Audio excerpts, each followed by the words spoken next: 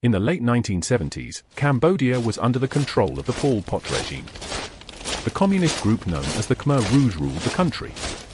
Under their leadership, nearly 2 million people died. Execution, starvation, and forced labor. Entire villages disappeared. Those who survived had only one choice: run. Families fled through dense jungle, they crossed rivers in the dark, stepped carefully through fields filled with landmines. Many eventually reached refugee camps in Thailand, tens of thousands crowded together. But the camps were never meant to be permanent. Over the next few years, refugees were resettled across the United States, California, Minnesota, and Wisconsin. Many arrived with almost nothing. And soon, something strange started happening. Young men began dying in their sleep. Perfectly healthy refugees would go to bed at night and never wake up. In 1981 alone, 26 men died this way. Witnesses described the same pattern every time. The men would suddenly begin screaming in their sleep. They thrashed violently as if trying to escape something only they could see. Some refugees became terrified of sleeping at all. They stayed awake for days drinking coffee, taking cold showers, keeping the lights on all night. Because they believed that if they fell asleep, something would kill them. One young man managed to stay awake for nearly a week. His family begged him to rest, so they gave him sleeping pills. But he would pretend to take them but secretly spat them out. Eventually exhaustion won. He fell asleep on the couch. Relieved, his family carried him to bed. But in the middle of the night, they heard screaming.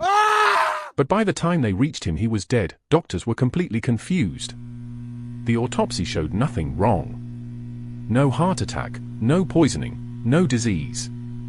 He had simply stopped breathing. Eventually doctors gave the phenomenon a name: Sudden Unexplained Nocturnal Death Syndrome, or SUNDS. Some researchers believed it was caused by severe trauma. Others suspected a hidden heart condition, but no one knew for certain. The Hong refugees had their own explanation. They believed a spirit was responsible. They called it Dab Tsog, a supernatural being that sits on a person's chest while they sleep, slowly suffocating them. In the early 1980s, a filmmaker read about these mysterious deaths in the Los Angeles Times. The idea stuck with him. What if sleep itself became dangerous? What if a killer could attack you in your dreams? That filmmaker was Wes Craven. And the idea became the horror film A Nightmare on Elm Street, introducing the world to Freddy Krueger, a monster who kills people in their sleep. But the fear behind Freddy was never entirely fictional. May 2014, Waukesha, Wisconsin. In 2009, edited images started appearing online. A tall, faceless figure standing in forests, behind playgrounds, in the background of childhood photos. That figure became Slender Man, tall and featureless, and always watching. It started as fiction, but then in 2014 it stopped being just a story. Two 12-year-old girls had a sleepover, so they invited their friend to join them. Then they led her into the woods. They told her they were playing a game. Instead, they her nearly to death, 19 times. Afterward, they left her alone in the forest, bleeding, unable to move. But she crawled through the woods to a nearby road. A bicyclist found her on the sidewalk lying there, still alive.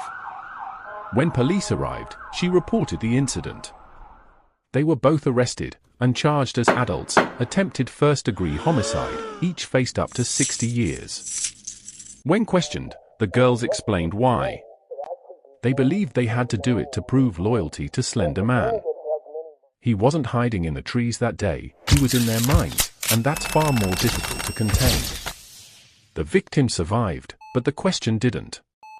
How do you stop a monster that only exists inside someone's head? December 1982, Fullerton, California.